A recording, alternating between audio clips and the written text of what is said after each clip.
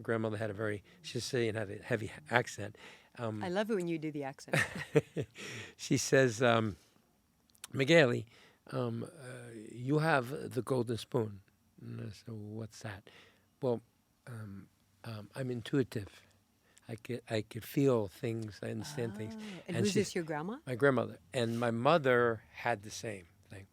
And they said that we've seen you avoid things where the other kids were running around. There was a hole. I knew not to step before seeing the hole. So, and I would tell my mother I saw something before it happened, and I didn't understand it. My mother didn't want to get into it. So when I was 8 years old, she says you need to understand it because it can be a blessing, but sometimes a curse. Right. Because you see things Right. but you don't understand it.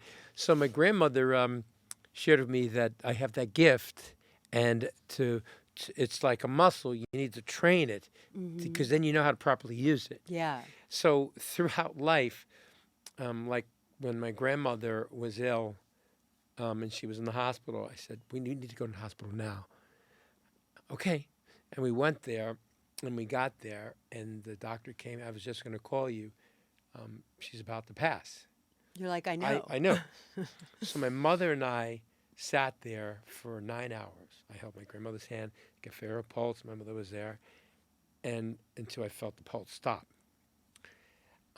The same thing went with my grandfather, and when he passed, I got there right before he passed away. My uncle, I was the last person to call my uncle because I was in California, and I said, Uncle Sal, you okay? He said, Mikey, it's not good. I'm not going to make it. He says, I can't believe you're going to call me because I was hoping to hear from you. I was the last one he spoke to.